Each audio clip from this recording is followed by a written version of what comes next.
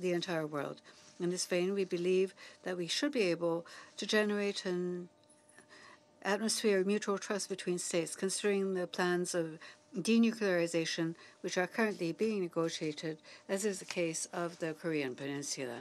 Despite all this, we welcome the decision of the government of the Islamic Republic of Iran to continue complying with its commitments under the JCPOA. We also hail the will of other signatories of the plan to support nuclear non-proliferation in the region, as expressed last May 25th in Vienna, through the continued, full, and effective application of the plan.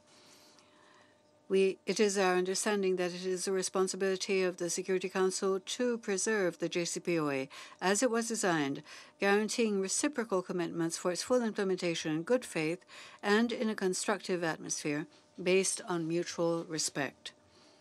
In this context, these members are the main guarantors of avoiding any action which may undermine it. We support any initiative of independence and territorial integrity of states, as we understand that these are universal principles recognized by international law. Thank you. I thank the distinguished representative of Bolivia, and I now give the floor to the distinguished representative of Peru. Gracias, señor. Thank you, Mr. President.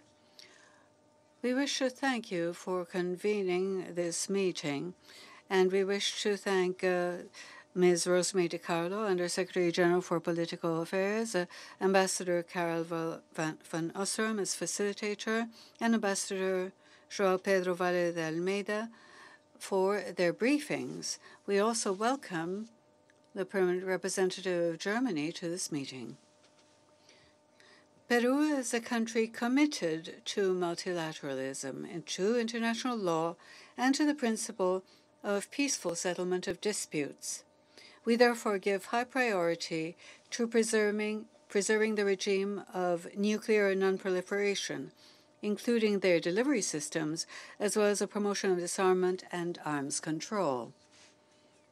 As a result, we reaffirm the importance of complying with the Joint Comprehensive Plan of Action on the Iranian nuclear program, which was achieved thanks to the unity that the members of this Security Council were able to maintain on the issue for many years and unanimously endorsed through current Resolution 2231.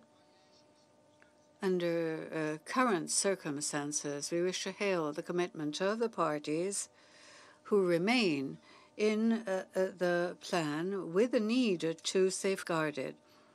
And we express our recognition and support to the work of verification and monitoring being conducted by the IAEA. We also wish to highlight the importance of ensuring that Iran continues to comply with its obligations in this delicate area. We duly note Iranian compliance in accordance with the indications of the Secretary General in his 5 6-month reports on the implementation of the JCPOA, and we stress the need to duly investigate the information received in the latest report on alleged violations of paragraph 2 of Annex B of Resolution 2231. We also stress the need to continue to ensure that in compliance with paragraph 3 of Annex B of Resolution 2231, Iran shall not undertake any activity involving ballistic missiles designed to launch nuclear weapons, including launches using that particular technology of ballistic missiles. We believe that the Iranian ballistic missile program has the potential to heighten regional tensions. We therefore believe it is important for the Iranian authorities to act with the greatest prudence. In particular, we are concerned at the reports on apparent supplies of missiles and/or ballistic technology to the Houthis in Yemen.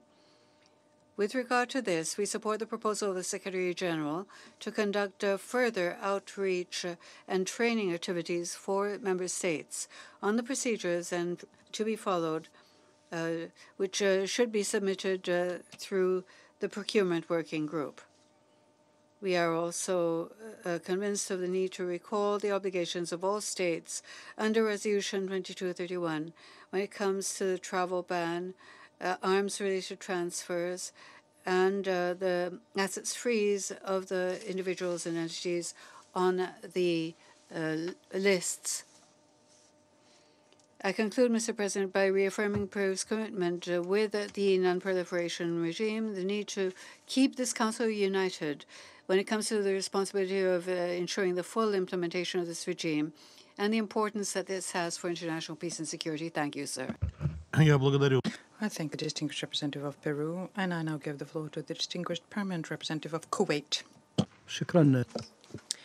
Thank you, Mr. President, and I would like also to thank Ms. Rosemary DiCarlo, the Undersecretary General for Political Affairs, for her briefing on the Secretary General's semi-annual report on the implementation of Resolution 2231. I would like also to thank the permanent representative of the Netherlands as the facilitator of the implementation of Resolution 2231 and a representative of the EU for their briefings. And we also welcome the permanent representative of Germany. Mr. President, we meet today against the backdrop of the circulated reports in the aftermath of the recent developments in the GCPOA and the U.S. decision to withdraw from this deal. We have reviewed the 3 circulated reports, as well as the implementation by Iran of its commitment regarding the nuclear program. And we welcome the implementation by Iran of its commitments as per the report. The report also highlights the IAEA report submitted to the Security Council since January 2016. And in this regard, we confirm that Iran should continue to meet all its commitments according to the NPT and the Safeguards Agreement with the IAEA. Iran should also quickly endorse the additional protocol to maintain its position as a non-nuclear state. We support all the endeavors and efforts which aim to security and stability in the region, which has long suffered unrest and wars. However, we reiterate our fixed position regarding all the issues of non-proliferation and also to declare the Middle East as a WMD-free zone. 3 years ago, we welcomed the endorsement of an agreement on the GCPOA, although we believe that it does not address all the concerns of the region. However, in the spirit of cooperation and support of diplomatic efforts, we expressed our hope that it would contribute to the promotion of security and stability in the Middle East region. Notwithstanding the deteriorating security situation in the Middle East and the ongoing interference in our internal affairs and the regional destabilization, it is incumbent on us to encourage all the parties to the agreement to preserve and implement the same.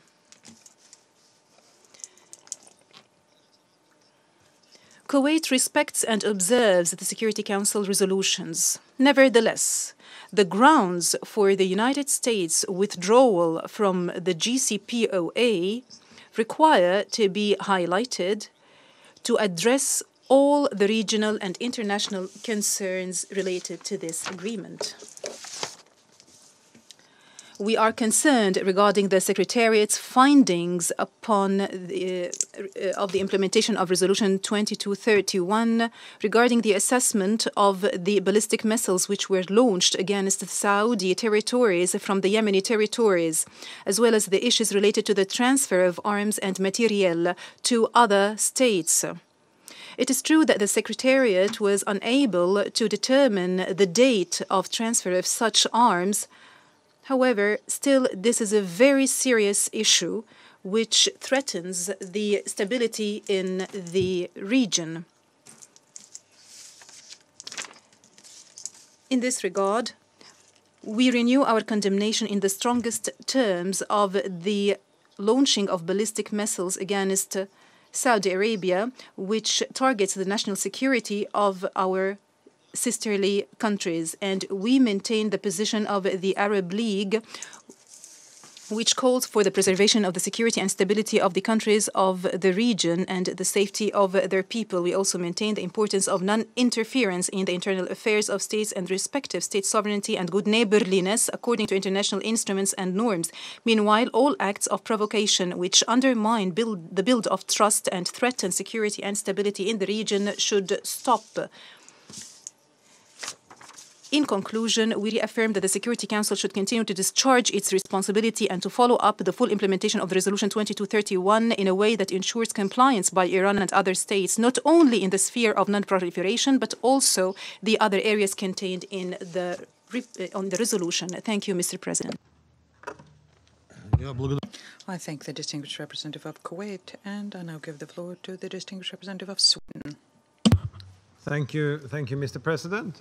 I also would like to thank Under-Secretary General Di Carlo, Ambassador van Oosterom and Ambassador Valle de Almeida for their useful briefings and reports to the Council today. We welcome Secretary General's report on the implementation of Resolution 2231, which endorsed the Joint Comprehensive Plan of Action on Iran's nuclear program. The nuclear agreement with Iran was negotiated over a period of 12 years and was a success for diplomacy and the peaceful resolution of conflicts. It has also been endorsed by this Security Council. As we have consistently stated, the continued implementation of the JCPOA is of crucial importance. The agreement has ensured the exclusively peaceful nature of the Iranian nuclear program, which in itself contributes to stability in the region and beyond. In this context, we note that Iran continues to fulfill its nuclear-related obligations according to IAEA's latest report. It is for this reason that, as we have stated previously, we deeply regret the decision by the United States to withdraw from the agreement. The withdrawal risks seriously undermining the international peace and security architecture. The decision also risks having negative repercussions for global non-proliferation efforts. The European Union is unified in its full support for the deal and its implementation. Sweden and the EU will work to preserve the JCPOA. It is vital that the deal continues to be respected and that Iran continues to fulfill its commitments. Mr. President, we continue to be seriously concerned by reported violations by Iran of the arms embargo and the travel ban put in place under Resolution 2231. Any new information pertinent to these cases should be verified by the Secretariat. We have also expressed our concern about previously reported ballistic missile launches, which we believe to be inconsistent with the Resolution 2231. We echo the Secretary General's call on all member states in the region to take the necessary steps to fully implement their obligations in relation to Resolution 2231. This includes those regarding the travel ban, as well as asset freezes on individuals and entities on the list pertained pursuant to Resolution 2231. We would appreciate further information in future reports regarding reported seizure and transfer of dual-use items to Iran without prior approval to the Security Council. Mr. President, there is strong EU support for broad relations and dialogue with Iran, including on regional issues, as well as the worrying human rights situation and the principles of the rule of law. All actors in the region, including Iran, must come together to de-escalate tensions and contribute to political solutions to the ongoing conflicts and crises in the region. These matters should, however, be treated separately from the JCPOA in Resolution 2231. I thank you, Mr. President. I thank the distinguished representative of Sweden. And I will now make a statement in my capacity as a representative of the Russian Federation. We'd like to express our gratitude to the Undersecretary General Rosemary DiCarlo. Thank her for presenting the semi-annual report on the implementation of Security Council Resolution 2231. We also know the effective work carried out by the permanent representative of the Netherlands, Mr. Karl van Oosterom, who is the facilitator of the Council on the implementation. We'd like to thank Mr. Valide Almeida for his briefing as well. We fully agree with the Secretary General when he says in his semi-annual report that he deeply regrets the United States withdrawal from JCPOA and join in with him when he reminds us that the issues which are not within the scope of the agreement should not be used as a pretext for its dismantlement. In this context, we would like to recall that the Russian Federation has many an occasion within the Council condemned the irresponsible attempts by the United States to undermine JCPOA and expressed our hope that reason will prevail and that the issues of global security and stability will cease being held hostage to the political processes going on in Washington. Now, after the United States withdrawal from the agreement, we are compelled to state that our appeals were not heeded and that the unique potential of JCPOA, which was not allowed to become fully operational, is now under threat. Furthermore, the step undertaken by the American side does serious damage to the nuclear non-proliferation regime and to the security interests in the Middle East. Given the significance of the unilateral actions by the United States for the purposes of the implementation 2231 and JCPOA, we were extremely surprised by the fact that this situation is only mentioned in the report in passing. It is completely unfathomable how it was possible to prepare a document which is entitled Implementation of Resolution 2231 without any kind of mention of the fact that the reimposition by Washington of unilateral sanctions is a direct. It is also worthy of note that the report, whilst it quotes the call in the resolution to all member states to help implement JCPOA and refrain from actions which could undermine it, at the same time completely ignores the public statements made by the U.S. leadership and leadership of other countries which are at variance